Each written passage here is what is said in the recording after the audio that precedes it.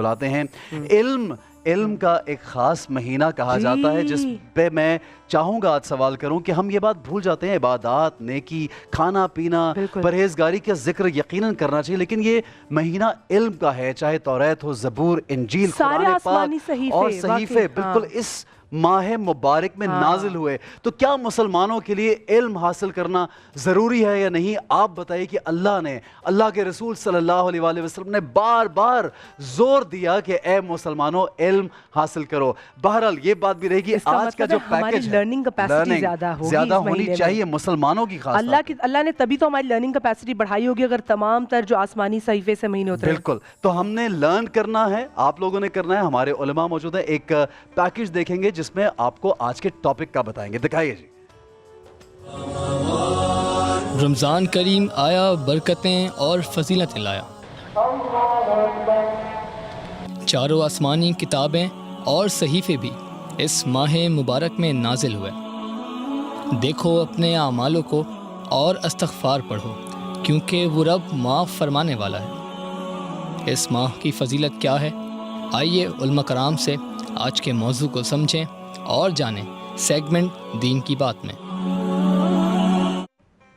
جی جناب، تو ہمارے ساتھ موجود ہیں علامہ شہنشاہ حسین نقوی صاحب اور ہمارے ساتھ موجود ہیں ڈاکٹر مفتی عمران الحق کلیانوی صاحب۔ آپ دونوں کو ہم اپنے شو میں خوش آمدید کہتے ہیں، اور میں چاہوں گی ذرا میں مفتی صاحب آپ کی طرف پہلے ہم آئیں، اور ہم کیونکہ بات کریں یہ جیسے بھی کہا بھی، اور پوری ہماری بات کہنے کا مقصد یہ تھا کہ ہم اسپیسیفکلی جب علم کی بات کرتے ہیں، ہم رمضان کی بات کرتے ہیں، اور اللہ پاک نے اتنے آسمانی صحیفے اتارے ہیں وہ بھی اسی مہینے میں اتارے ہیں، تو بتا دیا کہ جی کتنا علم ہے اور کتنے علم کی کیپیسٹی ہم میں بھی ہے۔ سو کس طریقے سے ہم اس کو استعمال کر سکتے ہیں اس رمضان میں؟ بسم اللہ الرحمن الرحیم۔ اس چیز کو ہم اس طرح رمضان المبارک سے جوڑ سکتے ہیں کہ ایک تو قرآن کریم میں فرمایا گیا کہ ہم نے قرآن کریم کو لیلۃ القدر میں نازل فرمایا، یعنی رمضان میں نازل فرمایا، اور قرآن کریم کا جو نزول شروع ہوا تو سب سے پہلا ورڈ ہی اس کا لفظ ہی اس کا اقرأ تھا، پڑھنے پڑھانے سے تعلق ہے، اقرأ بسم ربک الذی خلق، اور ساتھ میں رب کا تعارف بھی بتا دیا اقرأ کے ساتھ ہی فوراً کہ آپ کو پڑھنے سے مطلب اصل لرننگ ہوئے کہ جو آپ کے رب کے تعارف کے ذریعہ بنا آپ کے کہ آپ اپنے رب کو پہچان سکیں، اور انسان کے ساتھ پھر یہ بھی فرمایا کہ اس کو وہ چیزیں سکھائیں جو وہ نہیں جانتا تھا پہلے۔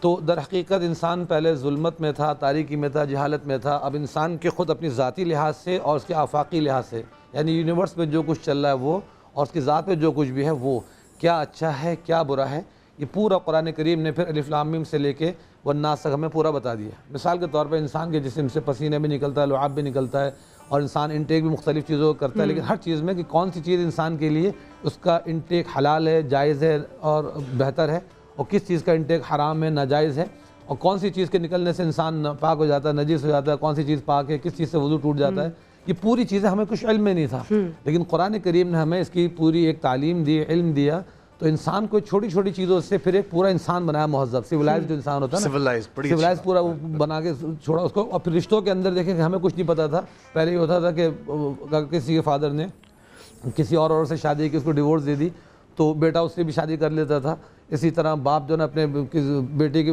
کسی متعلقہ سے شادی کر لیتا تھا، بہت سارے رشتے تھے، بہت سے لوگ دو دو تین مطلب تمیز نہیں تھی، کوئی علم نہیں تھا نا، تین چار چار بہنوں ساتھ ایک وقت نکاح کر لیتے تھے۔ شریعت ان تمام چیزوں باؤنڈری بنا کے ہمیں علم میں ایک پورا ضابطہ حیات دے دیا ہمیں کہ کیا چیز ہمارے لیے کس چیز میں جائز ہے کیا ناجائز ہے۔ بالکل صحیح ہے، بہت خوبصورت بات ہے۔ علامہ صاحب موجود ہیں، اور علامہ صاحب بہت سی عادات جو انسان میں پائی جاتی ہیں اور ہم لوگ دیکھتے ہیں کہ ہم عادتاً وہ کام کرتے ہیں اور ہمیں جائز لگتا ہے۔ آقا صلی اللہ علیہ وآلہ وسلم کی ایک حدیث کا مفہوم جو میری نظر سے گزرا کہ ان سے کسی نے پوچھا کہ کیا مومن بخیل ہو سکتا ہے؟ انہوں نے کہا ہو سکتا ہے۔ کیا مومن بزدل ہو سکتا ہے؟ انہوں نے کہا ہو سکتا ہے۔ پھر کسی نے کہا کیا مومن جھوٹا ہو سکتا ہے؟ آقا صلی اللہ علیہ وآلہ وسلم نے کہا نہیں، مومن جھوٹا نہیں ہو سکتا۔ لیکن آج کل ہم نوٹس کرتے ہیں کہ جھوٹ کو ہم کنسیڈر ہی نہیں کرتے، جھوٹ کہ میں نے آپ سے پوچھا یا میں نے ان صاحب سے پوچھا یا انہوں نے مجھ سے پوچھا آپ کہاں میں بس ادھر ہی ہوں، میں بس آ گیا، میں نے یہ لے دیا، میں نے یہ لیا۔ چھوٹے چھوٹے معمولی جو عادات ہیں ان کے بارے میں کیا کہیں گے آپ علامہ صاحب؟ بسم اللہ الرحمن الرحیم۔ آپ نے آغاز بہت اچھا کیا قرآن کی آیت سے، اور پھر دیکھیے قرآن نازل ہوا ہے ماہ مبارک رمضان میں، اور جیسا کہ ہم سب کو معلوم ہے کہ آسمانی سارے صحیفے اور کتابیں ماہ مبارک رمضان میں نازل ہوئے۔ میرا سوال یہ ہے اپنے آپ سے اور اس موضوع کو سجانے اور سنوارنے کے لیے کہ آپ جب لائبریری میں جائیں گے، کتاب خانے میں، تو ہر کتاب کا کوئی ایک نہ ایک مضمون ضرور ہے یعنی یہ کیمسٹری کی کتاب ہے، یہ فزکس کی ہے، یہ بایولوجی کی ہے، یہ مثلا علم کلام کی ہے، یہ مثلا علوم قرآن کی ہے. کوئی نہ کوئی مضمون ہر کتاب کے لیے پہلے طے کیا جاتا ہے، پھر کتاب لکھی جاتی ہے. صحیح. قرآن بھی تو کتاب ہے. هو الذی انزل علیک الکتاب. اللہ نے نبی مکرم پر صلی اللہ علیہ وسلم پر کتاب کو نازل کیا.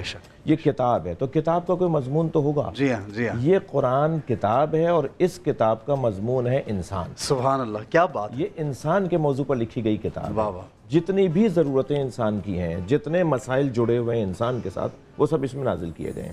اب اگر اس کے اندر یہ کیفیت ہے کہ وہ بھول جاتا ہے، نسیان ہے اس کے اندر، تو پھر اسے احسن القصص سورہ مبارکہ یوسف کی صورت میں اسے اس قرآن میں نازل کر دیا. قرآن قصوں کی کتاب نہیں ہے، مگر ہاں ہے، اس لیے کہ قصے ہمیں ماضی میں لے جاتے ہیں اور انسان کو ماضی میں پلٹ پلٹ کر جانے کی ضرورت ہوتی ہے. جیسے آج اگر ہم کہیں یعنی کہ حوالے دیے گئے ہیں، حوالے دیے گئے، دیکھو تمہارے مزاج کی باتیں پہلے بھی ہو چکی ہیں اور پہلے والوں نے ان مسئلوں کو کیسے حل کیا. مثلا اگر آج ہم یہ جو ساری گفتگو کر رہے ہیں تو ہم عصر مصطفیٰ میں پلٹ رہے ہیں. جتنا ہم قرآن پر بات کریں گے، جتنا ہم ماہ رمضان کے موضوع پر بات کریں گے، ہم عصر مصطفیٰ میں پلٹ آئیں گے. جب پاکستان بننے کو تیار ہو گیا تو کچھ لوگوں نے آ کے قائد اعظم سے پوچھا کہ آپ شیعہ یا سنی ہے، تو انہوں نے فرمایا میں عصر مصطفیٰ کا مسلمان ہوں. یہ عصر مصطفیٰ میں پلٹنا.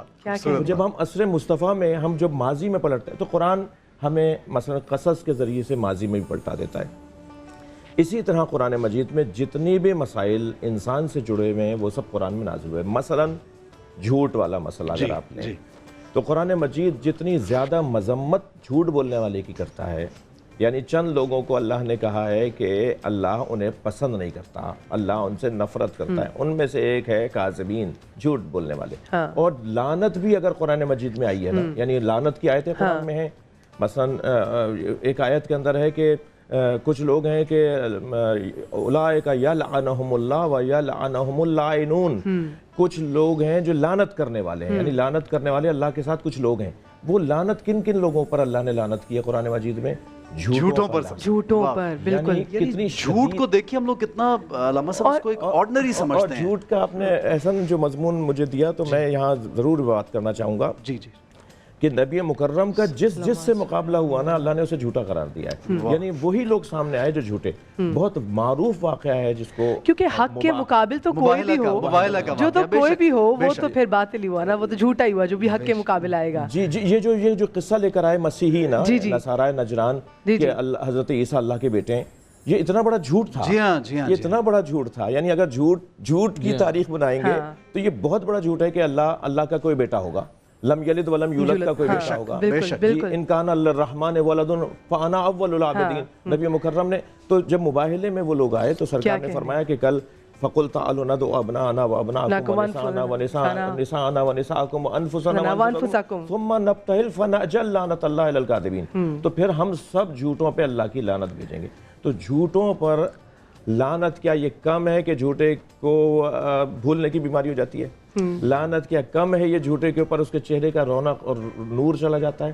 کتنی بڑی آپ نے بات کر دی. کم ہے کہ اس کا اعتبار ختم ہو جاتا ہے. آیا مباہلہ کے ساتھ جو آپ نے واقعہ مباہلہ کو جوڑتے ہوئے بتایا کہ کس طریقے سے اللہ نے پھر جب جھوٹوں پہ لعنت کی، کیونکہ جب یہ نکلے ہیں پنجتن پاک تو پھر سامنے سے جو تھے وہ بھی دیکھیں وہ ضرور عیسائی تھے، بٹ ان کو بھی پتا تھا کہ جو آسمان کا رنگ بدل رہا ہے تو ایسے لوگ آ رہے ہیں کہ وہ ہاتھ اٹھائیں گے، بد دعا کریں گے تو پھر ہماری آنے والی نسلیں بھی ختم ہو جائیں گی. تو جو جھوٹ ہے اتنا کچھ تو ہمیں مفتی صاحب پتہ ہے، قرآن پاک میں لکھا ہوا ہے کہ جھوٹ کا کتنا گناہ ہے، لیکن اس کے باوجود نہ صرف ہم جھوٹ بولتے ہیں بلکہ کچھ تو لوگ ایسے روزے میں بھی جھوٹ بولتے ہیں اور چھوٹے موٹے جھوٹوں کی تو ہم نے جسٹیفیکیشن بھی ڈھونڈ لی ہے. وہی بات ہے نا کہ کنسیڈر نہیں کرتے. سیاستدانوں کو دیکھ لیں نا کتنے جھوٹ بولتے ہیں اور جسٹیفیکیشن دیتے ہیں بعد میں. ہم کسی کو پوائنٹ آؤٹ کریں، میں عام روٹین کے بھی لوگوں میں نوٹس کرتا ہوں، ہم بازار میں بھی چلے جائیں، کہیں پہ بھی جائیں، تو ایک اپنی نارمل زندگی میں ہم لوگوں نے ایک معمول بنا لیا کہ ہر بات پہ ایکوریٹ نہیں ہوں گے، اعتبار اٹھ جاتا ہے لوگوں کا. چھوٹی بات واقعہ تو نہیں یہ کہ جھوٹ تو اسلام کے اندر جو سب سے زیادہ بالکل ناپسند بلکہ حرام ہے، اس کی اجازت ہی نہیں ہے. اس میں ہماری جو خاص طور پہ بزنس کا جو جھوٹ ہے نا وہ تو سب سے بڑا گناہ. ایک تو جھوٹ وہ ٹیمپریری کہ بھی گھر پہ نہیں ہے بول دو، ابھی ابو گھر پہ نہیں ہے، اس لیول میں فرق ہے ذرا. اور ایک جھوٹ یہ کہ جی وہ آپ کوئی 2 نمبر چیز کو 1 نمبر کہہ کے پرائز زیادہ لے رہے ہیں اور وہ چیز آج کل جو ہے یہ تو پھر جھوٹ کے ساتھ ساتھ فراڈ بھی ساتھ میں شامل ہو گیا، دھوکہ بھی ساتھ میں شامل ہو گیا.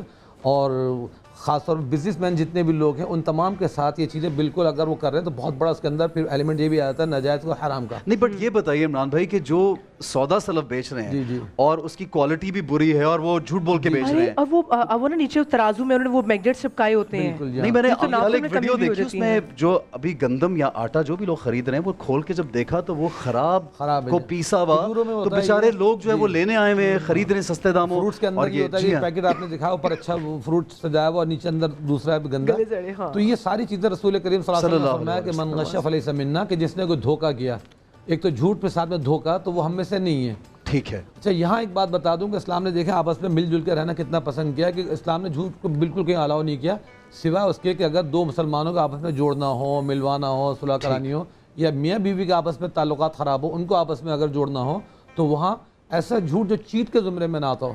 ایک تو چیٹ کے زمرے میں کسی معصوم کی جان بچانی ہو. ایک تو جھوٹ ہوتا ہے نا کہ میاں بیوی سے جھوٹ بول رہا ہے کہ جی میری تو ارننگ ہی نہیں, چھپا رہا اپنی ارننگ, یا کہ اس کے اور کوئی ایسے چیزیں ہیں جو وہ دھوکہ دے رہا ہے بیوی کو, یا بیوی شوہر کو دھوکہ دے رہی, وہ جھوٹ تو جائز نہیں. جھوٹ مطلب یہ کہ اگر کوئی چیزیں آپس میں ایک دوسرے کو پسند نہیں بھی لیکن پھر بھی اس کو سراہ رہے ہیں, تعریف کر رہے ہیں, اس چیز کی شریعت نے اجازت دی. ایک تو میاں بیوی آپس میں تعلقات اچھے رہیں. دوسرا کہ اگر دو مسلمان گروہ یا آپس میں مسلمان بھائی لڑ گئے ہیں تو ان کو اجازت دی گئی کہ وہ جھوٹ بول کے ایک دوسرے کو قریب کر سکتے ہیں محبت کے لیے. تو یعنی آپس میں جڑ کے رہنا اتنا زبردست عمل ہے کہ اس کے لیے جھوٹ کو بھی شریعت نے اجازت دے دی. باقی اس کے علاوہ میرے خیال سے بلکہ یقینی طور پہ کوئی ایسا عمل نہیں جس میں جھوٹ کی ٹھیک ہے. عمران بھائی کی بات سے استفادہ مفتی صاحب کی کہ اگر جھوٹ کو ہم یوں لے لیں کہ کسی کو نقصان پہنچانے, کسی کو دھوکہ دینے کے لیے اگر کوئی لفظ بولا جا رہا ہے, کوئی عمل انجام دیا جا رہا ہے, وہ جھوٹ وہ ہے جو گناہ کبیرہ ہے. لیکن اگر امن پھیلانے کے لیے, لوگوں کی صلح کے لیے, مثلا اگر آپ نے ایک غلط بیانی یہ کر دی شوہر سے کہ تمہاری بیوی تو تمہاری تعریف کر رہی تھی اور پھر اس طرح سے ان میں آپس میں دوستی ہوگی تو یہ فائدہ مند ہے. ٹھیک ہے جی, ایک بریک کی جانب بڑھنا. امام علی کی ایک کوٹیشن ہے